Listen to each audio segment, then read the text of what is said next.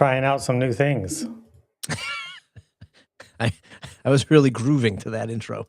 It was like elevator music in all the Yeah. wrong ways. I almost forgot what I was doing. I was just like, am I on hold? I don't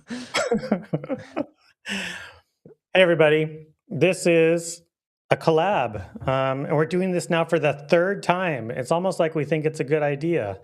Um, Matt Medeiros from the WP Minute, Matt Cromwell from WP Product Talk and Roots and Fruit. Matt, how are you doing? Doing great, Matt. Third time's the charm, as they say, and I'm excited to dive into some of these breaking changes. Breaking changes. Let's break all the changes. It's been honestly going into this this idea of breaking changes. I was like, changes are breaking, but not like all the time. But I might be wrong. Like, I'm like, as we got closer to this Friday, I was like, yeah, there's maybe nothing going on, and then all of a sudden there were things going on. And honestly, sometimes you're the one who's stirring things up. So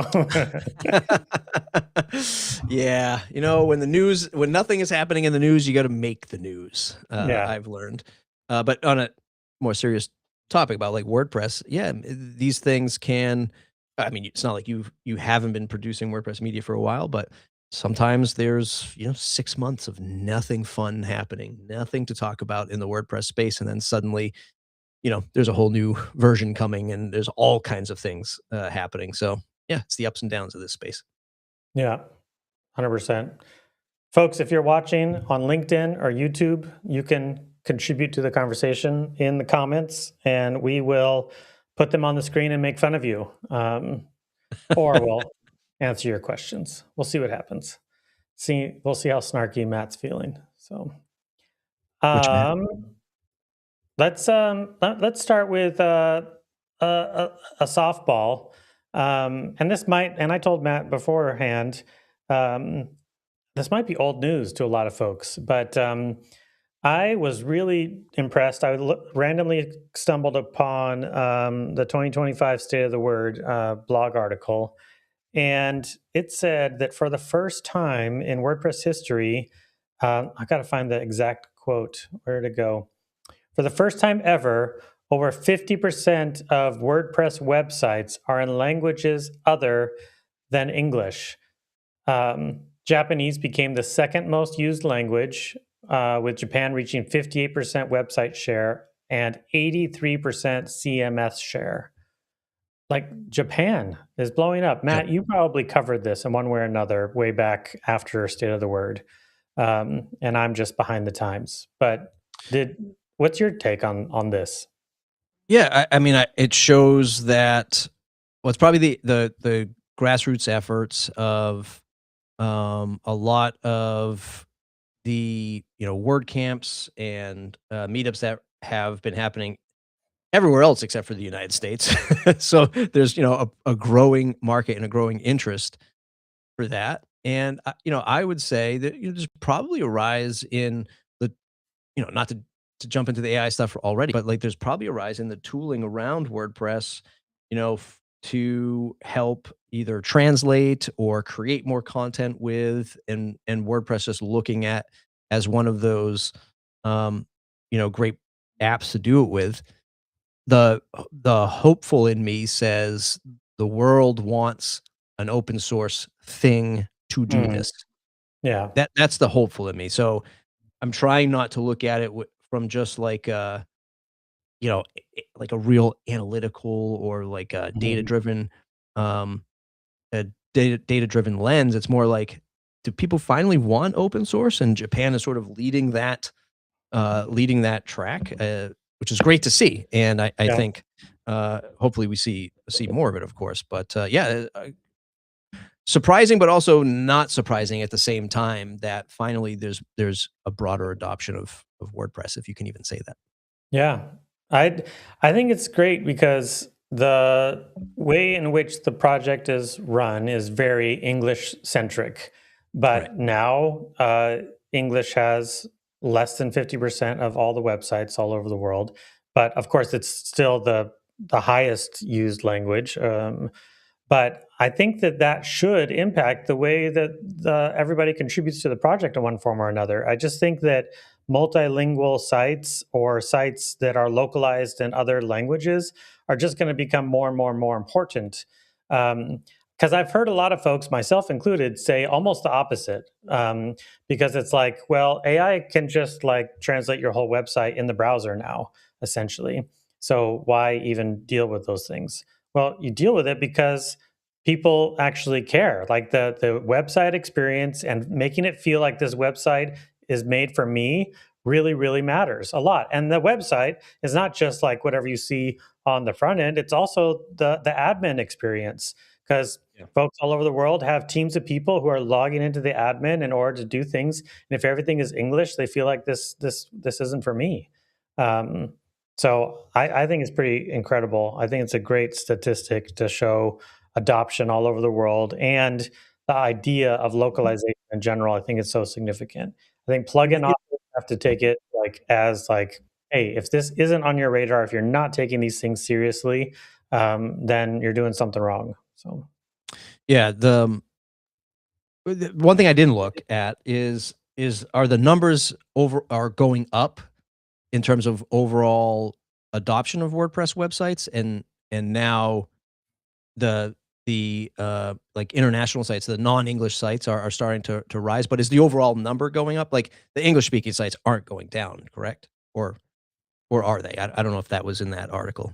it wasn't in the Okay. article that way. I Yeah. think it was just more about like percentages of the total stats. But I mean, folks have definitely been saying that the total number of new WordPress websites is not as high as it used to be Yeah. globally. Yeah. We were on such a steep incline for so long, and then of course COVID as well pushed the limits even further. That we're having a slowdown post COVID, and I mean now it's like we are like really clearly post COVID for a long time already.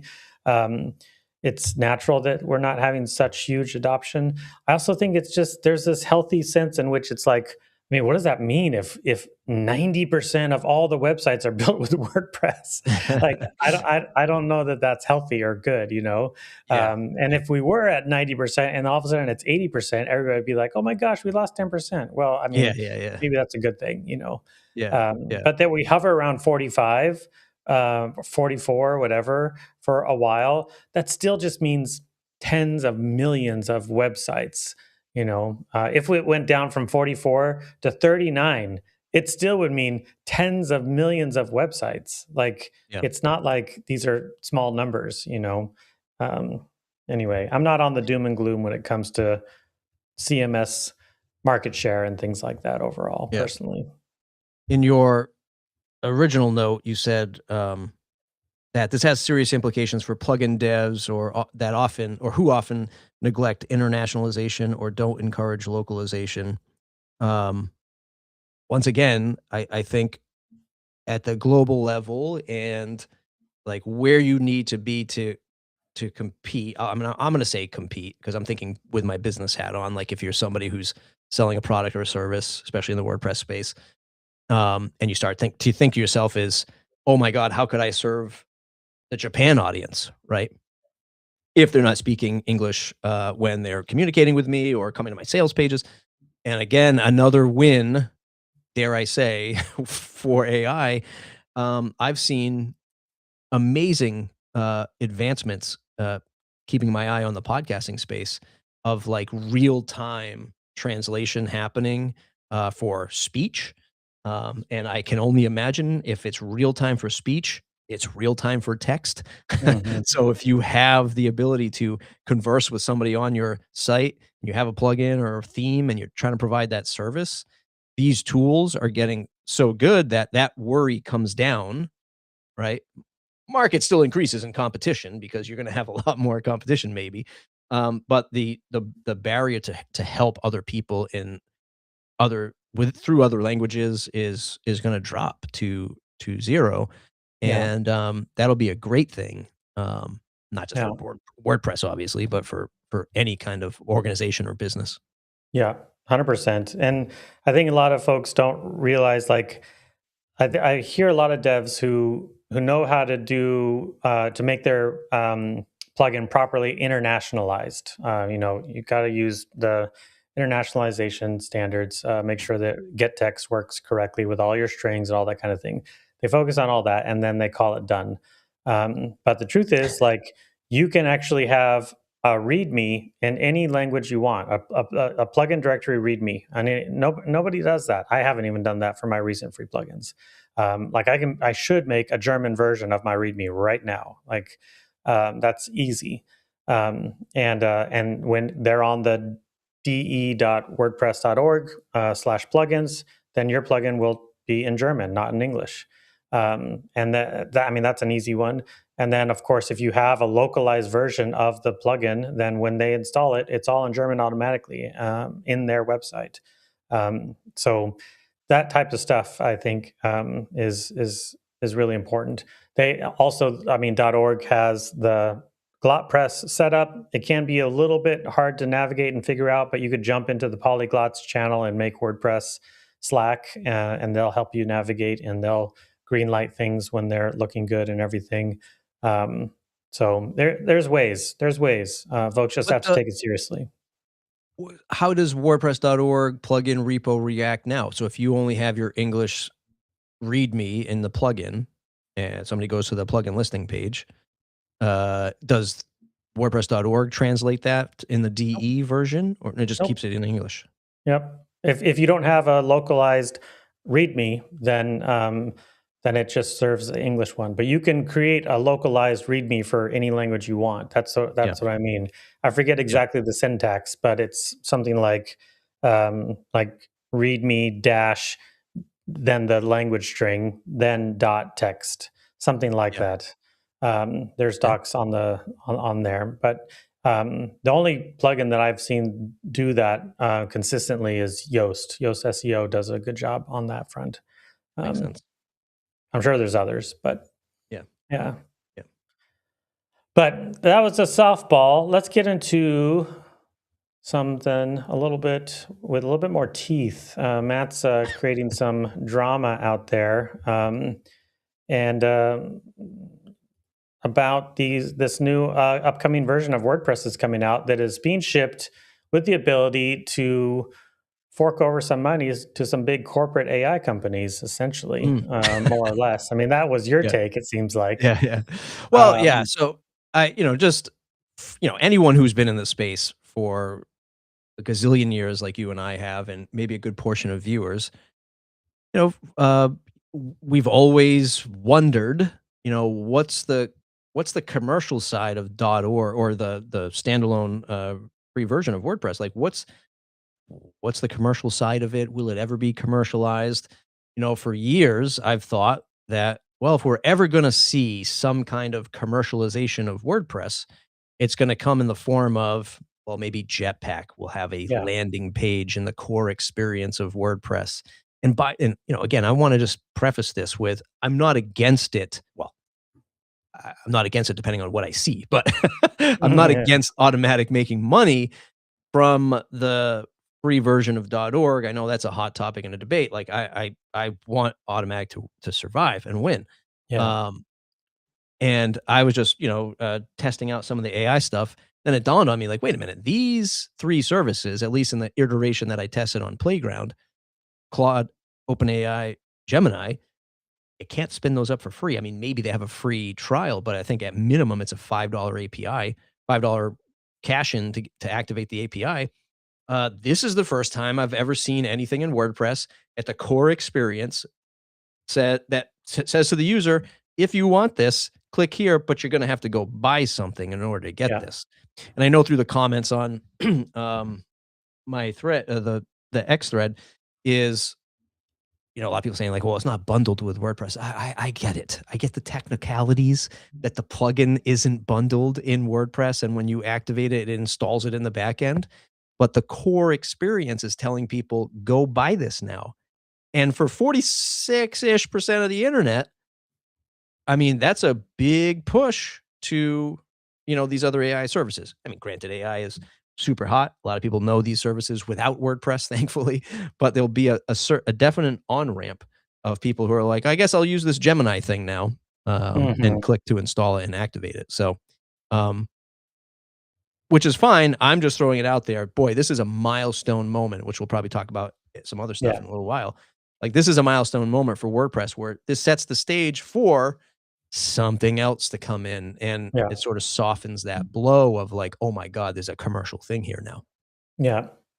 I honestly, I don't. I'm sometimes not the standard WordPress insider guy on these fronts.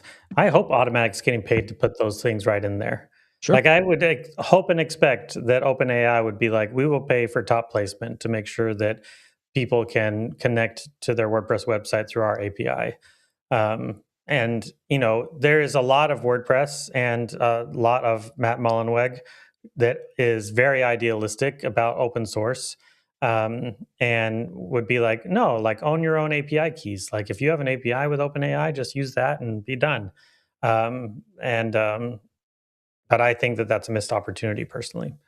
Mm, Like I mean, which I'm that probably puts me on the opposite camp as what you're saying, but I mean I do I think like this is the future. We're going to be interacting with WordPress over AI and over APIs a lot more, and um, and the only way for Automatic to continue to be sustainable long term is to try to capitalize that not only in terms of the functionality but also in terms of profitability, honestly. But mhm. that's my take. But I am almost certain that that's not what's happening here. Ye Yeah. Yeah, I mean, this is I feel like this is the reactionary thing of what's happening with, all the stuff in in the AI team, which is fine. Again, this is like they're just trying to push as fast as they possibly can, while still getting criticized that they're not moving fast enough, Yeah, um, which is not, I don't agree with, but, so I think that's what we're seeing. James LePage, which I don't have the exact link, but I think he posted with either within this thread or he started his own thread of already showing like 12 different providers, on that page, hmm, um, which he's already starting to mock up or integrating with. Because I do agree, like, the open source side of me is saying like, "Well, where's the open source stuff here?" Like, or where's just the choice of like, I don't need to pick the big 3. Um So, how does a user get that kind of, option or that kind of diversity in their AI tooling? This is where I really think hosting companies are gonna win in the future. yeah, Because I think hosting companies are gonna start to lean into potentially hosting their own open models or their own connections to this stuff, and you'll have more opportunity, yeah, for diversity in the future. yeah. I mean, that's where I'm like, listen, if we're going to be idealistic and open source all the way, then make open source models the first class citizens here. Like Right. there are open source models, and you can connect into them, and you would be encouraging open source throughout the world in a lot more serious manner.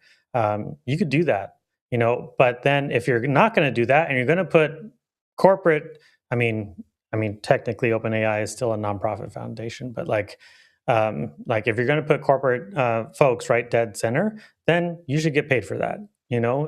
But this in between of like, let's just basically be a mediator to the big AI companies and not get any credit for it. That to me seems a little short sighted, honestly. Yeah. Um, but Yeah. this is interesting, these mock-ups that James has here, to add kind of any connector you want. I think that's smart also. Yeah. Oh, here he's showing it even in the WooCommerce area. That's interesting. But My me, I have to have a good critical eye on on all of this stuff. Is um, I don't think, and this is not, I don't mean this in a bad way. There's just not enough person power, or it's just not priority yet. But I really think that team, the AI team, needs to interface with either content creators like you and I, and they have. I mean, we had Jason on from the AI team a couple weeks ago on the podcast or a month ago. I've talked to James before. They're very active on Twitter and responding and stuff like this, but I think people need to be right alongside of them, shoulder to shoulder, saying like, "Here's the stuff that's happening with AI." I mean, we needed that for decades with WordPress development, but I think right now with AI to keep people interested and to keep people aware of like, here's how fast we're moving. These are the things that we're doing, and more importantly, like here's how you can start to test it and start using it now. I think is so crucial to where we're at. That's why I've been diving deep into it. For example, I think I did the video that you see on your screen right Yeah. now. Yeah, I was gonna ask about that. Yeah, I did a quick, just a presentation because I saw a lot of people saying like, "Oh, AI is in WordPress now, and you can chat with it." Like everyone started saying, "Oh, now all these things are integrated." Well, it's not integrated into core of WordPress, right? This is the guardrails for other developers and other people connecting into WordPress to leverage a central place for your API keys. Let's just call it that. It's a central place for your API keys, air quotes, 50,000-foot view. But Yeah. there is also an AI experiments plugin where you can try the AI experiments plugin. So as Yeah. a power user and somebody who follows this stuff closely, I was like, well, certainly if I pair up connectors with AI experiments, I can do some fun stuff. And it didn't work. Mhm. Just nothing happened. And then one of the contributors somewhere in there said, "Oh, experiments only works on 6.9." And then I was just like, Mm. "That doesn't make any sense," right? Like I thought, we're moving so fast, like, and this is what I mean. Like they need to be able to communicate this stuff, which I know is a super challenge, but they need to either outreach to folks like you and I to help coordinate some of these announcements at a real, digestible level, or somebody on the team within Automatic who creates content really needs to be able to get a hold of this stuff. Yeah, Anyway, 100%. that's my take on that. Yeah. What is your take in your video where you're saying they're getting it wrong? What are they getting wrong? Just is that what you were That's a bit of clickbait, Matt. yeah. I need to get some views, so it's not they as in the WordPress team. I It's just needed to they. hear you say it. That's all. I just Listen, there are so many people in our space who are buying views now. yeah. I am just done. I'm going to lean into the clickbait. So there is an actual they who are getting it wrong, and it's they who are saying that AI is now in WordPress. Um, that's the they, but you Got could it. confuse it with they, the team. Yeah, they WordPress are getting it wrong. Yeah, yeah, Click to yeah. find out. Clear I get yeah, I don't watch your stuff, so I had to ask, That's fine. so no, this is good stuff. The other one, honestly, we don't have a link here, but I definitely want to talk briefly about your foray into being locally famous Oh, last yeah. week. Which, by the way, I'm glad you're safe. So, for those who don't know or weren't paying attention, Matt was and his whole entire state was under snow, like 3 feet of snow or something like that. Yeah. Um, for like a 40 week. 40 and yeah, a week, 40 inches officially in my neck of the woods. Crazy. Um, yeah, it was nuts. But I made some WordPress news because Matt wrote a post about it or included me in his like link roundup. The, Uh, the the third most famous Matt in the third WordPress. most famous Matt in Yes. WordPress. So the short story is like 40 inches of snow, huge, like obviously state emergency.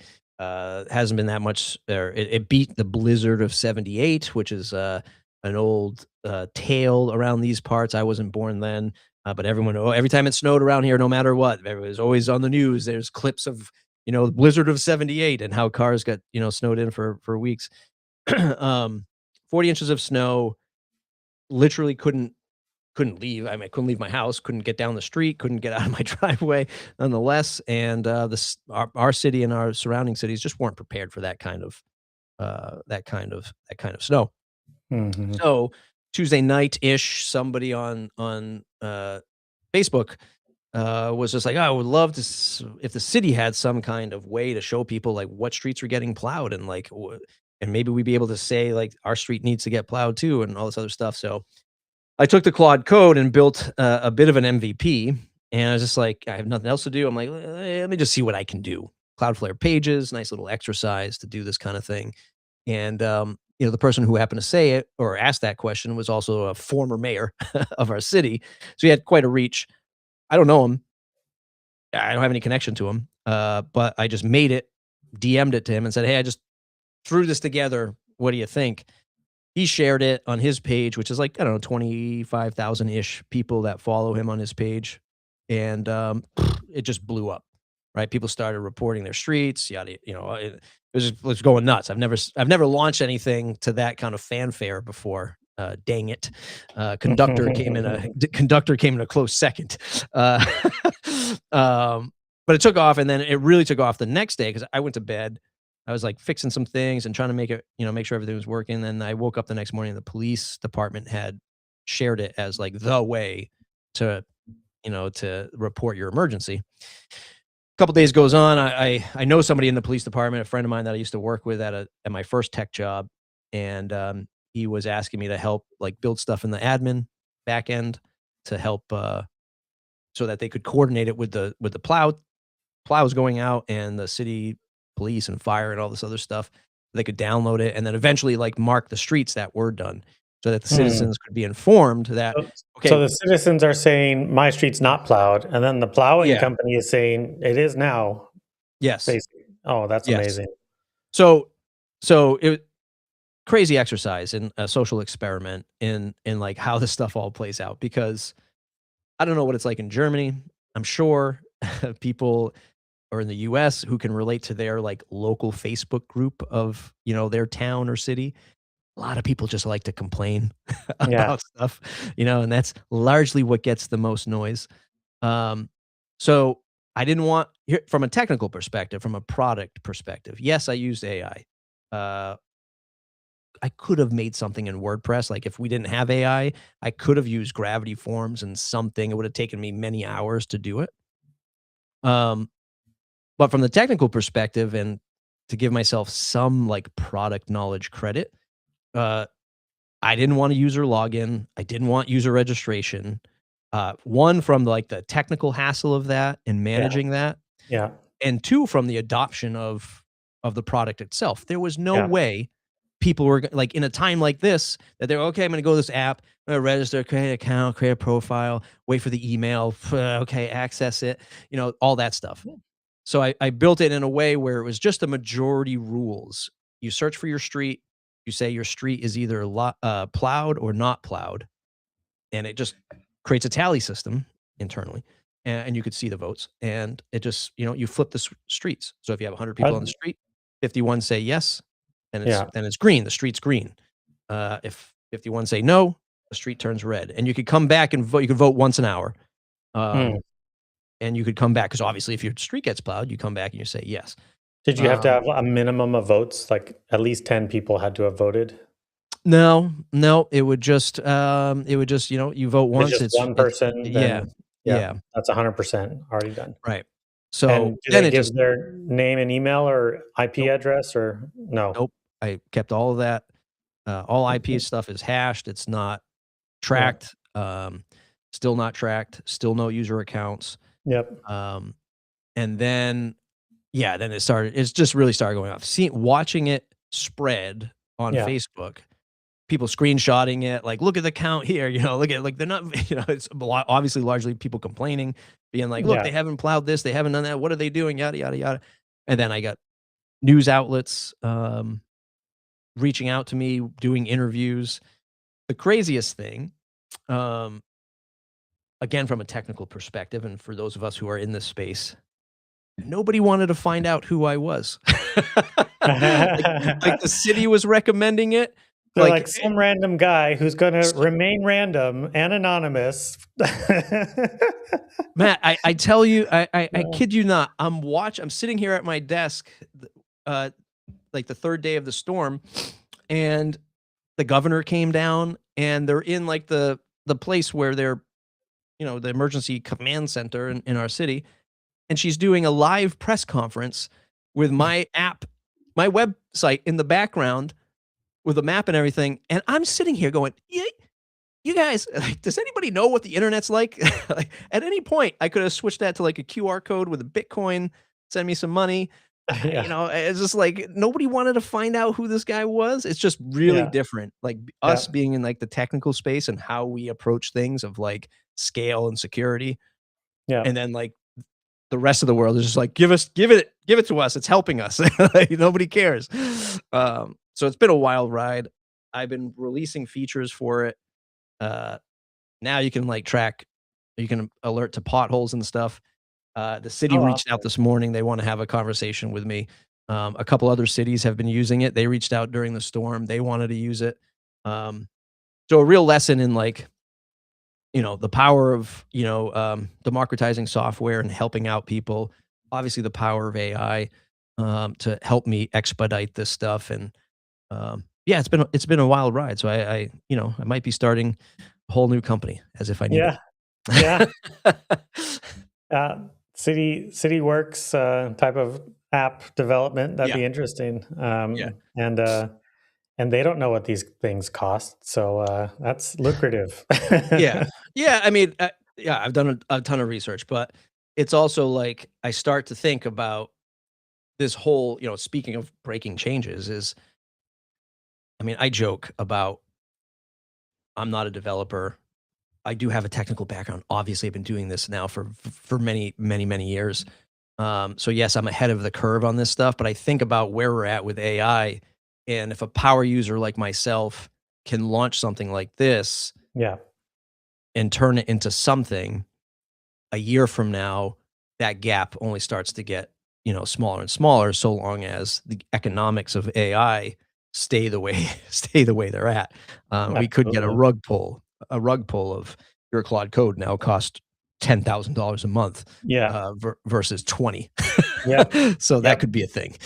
yeah. Um, I think something like that, maybe not to that extreme, right. but something like Sure. that is on the horizon for sure.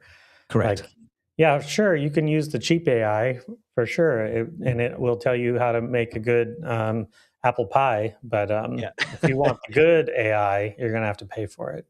Yeah. I'm going to back up a little bit because we got Yep. Jason Adams in the comments here. Jason Adams is on the core AI team.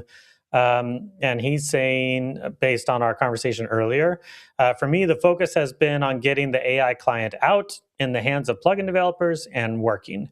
I think the connectors UI, which we were talking about earlier, is still only going to cater to a very small percentage of users who are able to set up an AI service account and get keys. My little comment thing is breaking it off. Hold on. Let me see. Get keys. The primary focus will remain on empowering the ecosystem to develop AI powered features. Um, Hold on. The connectors UI is still only going to cater to a very small percentage of users who are able to set up AI service accounts and get keys. Okay. I think he's what he might be saying is that type of there's only a certain type of person who's gonna go set up an API key, which I agree with, Hmm. but the issue is WordPress goes out to so many people, and Yeah. if this touches your random Joe that has heard about ChatGPT, he's gonna go, "Oh, I can connect ChatGPT to this." Sure, he might fail, but the problem is that might be a bit of a friction Yeah. experience there, like, people are like, "Oh, I thought I could get ChatGPT into this." Yeah. Jason also says, please join the core AI chats in Slack. You're both so welcome. We love your assistance. I am in there. I am a wallflower. I read most everything that's in there. And there is a lot of really good activity, not just from the core AI people, not just from automaticians. There's lots of good folks in there. I see folks from Fueled in there all the time. There's good folks contributing in there. So, and it's I have to say, and I've seen a lot more constructive cooperation automaticians and any core WordPress person with the community. It's been way healthier than it's ever been in the past, in my opinion. There's a little Yeah, bit of a tangent, but I I I just have noticed just a ton of really healthy engagement. It actually is related to this next thing here. Good segue, Matt. Good job.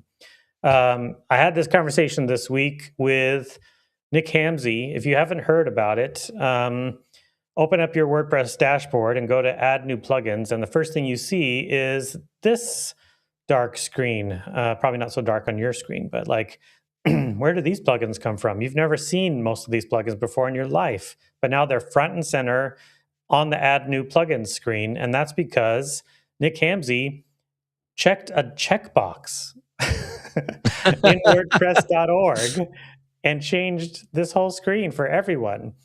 I was actually really surprised by that. That was one of my first questions. I was like, "Was this code? Did you push code?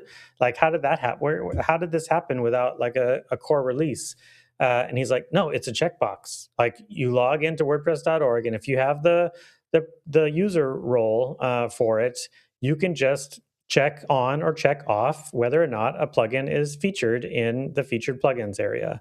And he figured that out by talking with Matt Mullenweg. And Matt said, "Nick, go and just change them. Just go change them. Go talk to the right people, go figure it out, and just go change them." And then Nick just went out and dogged anybody who had any responsibility or any gatekeeping roles for those toggles and got access and changed them to these plugins.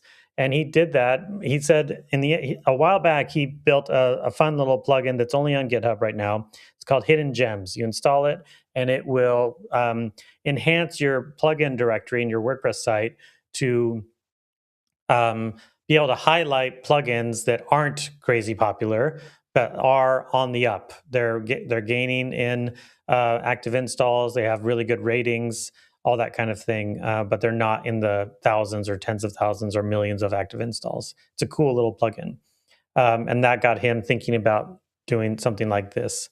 He got the thumbs up from Matt. He went in and he found. He said he just took. What does he use? He doesn't use Cursor. He uses Copilot. I think he said he used Copilot and just pinged the WordPress.org plugin API and said, "Find me some really good plugins that need to be highlighted." And he came up with these ones. And then he said that basically he's going to change it out every 2 weeks. And there's also a Slack channel in Make WordPress called Featured Plugins right now. And if you want to recommend your plugin in there, you just go in that channel and you just say, "Hey, these are the plugins that I think should be featured." He said, definitely gets more weight if it's not your plugin, and they have to pass a certain bit of muster. I'm excited about this. It's just such a simple change that I think has a dramatic impact on the users. And the other thing that this did, so this is our follow up conversation with Nick that we just had yesterday, honestly. The other thing that this did, is it Well, here? There it is. before you go, Yeah. before you go to that, the checkbox, he didn't have that on his account. He just knows that other admins have He access does to have it that. on his account now. He didn't, and he got approval from Matt, and now he has the capabilities. Right. Yes. Right. Yes, because I remember probably like you way back in the day where the contributor or like the theme review team basically could also like feature themes and stuff like that based on the reviews that they did. Yeah. Yeah. And this is now basically Nick's job. He's not an automatician, but he has the trust of Matt on this, and He also has now a Pokemon store. he runs a Pokemon store. I really think that that's like the key is like he doesn't give two shits. Like Nick doesn't have aspirations, and Yes. so it's not like he can like he doesn't want Yes. to do anything nefarious. You know what I mean? Right. If Matt Cromwell had the keys, on the other hand, Oh, geez. people where did Yeah. that green Porsche come from, Matt? I don't Yeah. understand where you got that. I don't know. I don't know. It's going to change in 2 weeks, so don't worry about Yeah. it. Um, no, but I was like, I'm sure this has an impact. So, sure enough, like 2 or 3 days later, I just went and looked at Mike McAllister's Ollie Menu Designer, which is a great plugin, and I was really happy that it was one of the first to be featured. And you could see how the download count shot through the roof. Now, for those who are uninitiated, download count isn't an awesome metric. It does say how many times a plugin was downloaded by a WordPress install in one form or another, but that could be updates to the plugin, that could be just a download of the zip file from WordPress.org itself into somebody's downloads folder. It could be all kinds of things. But we don't have a lot of other metrics to evaluate these things by at all. And we did notice, though, that the Ollie Menu Designer went from 1,000 active installs to 2,000 active installs also in this span of time. So active installs is another metric that we don't have visibility over anymore at all. We used to, we don't anymore. But it's supposed to say how many websites actually physically are using this plugin enough that they have gone through like at least one update of it or what things like that. So clearly had an impact. And there's a whole thread here of other plugins that got featured who also had spikes in their install counts too. So yeah, no, it's a fantastic thing. I mean, I think even major companies like Apple have human curation with music and podcasts and news, and yeah, it's about time. About time we had this. About time, really. And in the conversation with Nick yesterday, we talked a lot about like, well, all right, cool. What's next? Can you get like filters into the search? And it is a lot of folks, even in my thread, they were like, oh, cool, but like you still can search for a plugin by name and it won't show up at the top of the search. So the search still has a lot of room for improvement for sure. And it's kind of frustrating because it's an elastic search engine. They have an elastic search engine that is basically on the Jetpack side. It's powered by Jetpack Search essentially, and so it's doing really robust searching. I mean, it has to search through 70,000 plugins, so it's really robust. But it feels like the way it's configured, which you can actually see the code in WordPress.org. Everybody can see the source code of WordPress.org, by the way. It's like really seriously open source. You could see the way that it basically prioritizes plugins according to a certain weight and see how that operates. Folks are just saying like, well, let's deal with that next. Like, why don't we just like make this actually work in a way that is a lot more robust? So I don't know. We'll see. But Yeah, I mean, again, I love the fact that we have it. It's just like, damn, why did it take this long? Because yeah, now it's like, it almost feels like we're heading to that situation where we'll be just chatting with our MCP to install plugins, but maybe it earmarks human, like some kind of human curation experience that those of us who really care will be looking at instead of just chatting with our bots about. yeah. Nice. Well, that's most of what I've got this time. Did you have something else on your mind? You didn't want to talk about your article? We could talk about that article too. One more. You want to talk about this? Well, I think you and I agree. Of course, you put it much more eloquently than I. I left my note on the make blog post. I think it was before the connector. It was a James post. I should have had this link. But I also think that we're thinking so much now about WordPress interface, and you see all these other people like our friend of the show, Chris Lemma, migrating his site Yeah. to Astro and Payload, wants MD files, wants to interface with AI bots and all this other stuff. So many people talking about that, and now the experience of WordPress. Yeah, we need to keep up. We need to enhance this stuff. We need to stay relevant. But we're doing this all now for agents and bots hitting the site and MD files.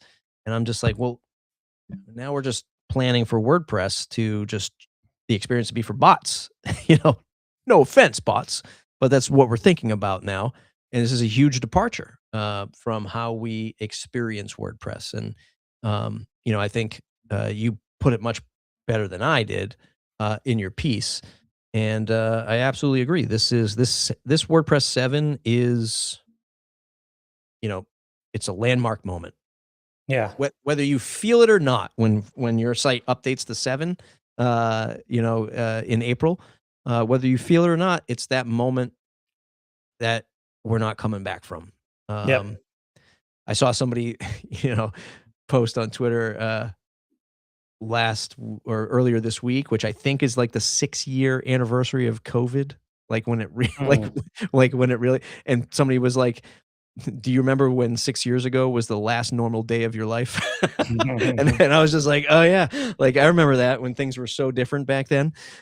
This is what's going to happen when 7.0 hits. I don't mean it as doom and gloom as that, but Yeah. Well, it's the I change. mean, that's exactly that tension here is that there's so Mhm. many folks who are like, yeah, we're at a cusp of something and it's the demise of WordPress itself. Like Yeah, everybody say goodbye, it's all over. And I mean, these are just some random comments. I mean, this guy's got a decent following, but like, and I just see these comments on Reddit everywhere, on Quora, and like in Facebook groups. I mean, we've seen them, but I do think very often those types of comments are coming from the outside looking in. They're not folks who actually are paying that close attention to what's actually happening in WordPress. But that sentiment is not foreign yeah, to common people, you know? right. And I'm like, yeah, there is something in the air. But I think it's an event horizon, not a sunset. I think we're at the Yeah, beginning of a whole new situation. And there's lots of reasons to think that. Like I just do three main reasons basically, which real quick is the way that they're tackling AI. I do think is amazing. Some folks will say it's too slow, but honestly, like Google went slow. Literally, like ChatGPT was out there doing all kinds of crazy things, and Google was like, "Yeah, we're not going to do AI yet," you know. So sometimes you're Apple going to did take your nothing and time. hired Google. Yeah, yeah, yeah. Apple's been on the sideline being like AI is dangerous, but of course they're going to turn around. Also, the way that the Campus Connect stuff is going, folks, if you're not paying attention to Campus Connect, like just if you want to just feel good about what you're doing in WordPress, like go into the Make Slack channel again. We keep mentioning it over and over again. Go to Campus Connect and just look at all of the positive energy that's happening in there. Folks are creating events in ways that haven't been done before. People are showing up, students are showing up and learning about WordPress for the first time. Certifications are happening, and this is happening again all over the world. It's another one where it's like the internationalization is happening everywhere, and now there's like real energy around learning WordPress in places that are not the United States of America at all. Like I haven't seen a Campus Connect show up in a Western country necessarily. There is one in Italy. That was like the kickoff, um, but Yeah, we it's we just happening. interviewed yeah, we just interviewed the head of the WordPress credits program. I just DM'd you the link, Oh, and it nice. was yeah, it was just it's great. It's fascinating to WordPress was always that thing, was the way people learned how to do the web was through, for a lot of us, through WordPress, through trying to get this thing up on a server 20 years ago, and for them to position this educational component, and hopefully that's a huge foundational piece or fundamental piece for WordPress's survivability moving forward. 100%. Yeah, it's all. I did not know about this. I'm going to actually watch your content now, and And it's. here's the best thing, Matt, it's not me, it's Eric. Oh, So okay, there we go. Now I'm safe. I'm safe. Um, Yeah, the other one is people are talking about flat plugin sales, and I agree. I mean, Katie always comes to every conversation with data, and she's not wrong. I just think that flat plugin sales is an indicator of a very rapidly maturing market. I think that the SaaS space is entering the WordPress market more forcefully and not even on purpose that much. It's just that the SaaS applications are more applicable to a WordPress website than they've ever been before. And so people are choosing those more slick and robust experiences over a kludgy plugin. And that makes it harder to sell overall. So, but a saturated market or a more maturing market needs to be seen as an opportunity for these plugin shops, not just like, oh crap, I can't sell anymore. It's hard. It's not easy at all, but it means that there's demand. That's the thing. It means that there's demand, not that it's getting thinner. So Yeah. anyway, yeah. That's my Great take. piece, Matt. Good job, buddy. Thank you. Thank you. Nothing like literally saving a whole entire town from its snowplow problem, but I'll take it. I'll take it. Yes. Awesome, man. Well, this has been great. Again, third time is a charm. Any final thoughts?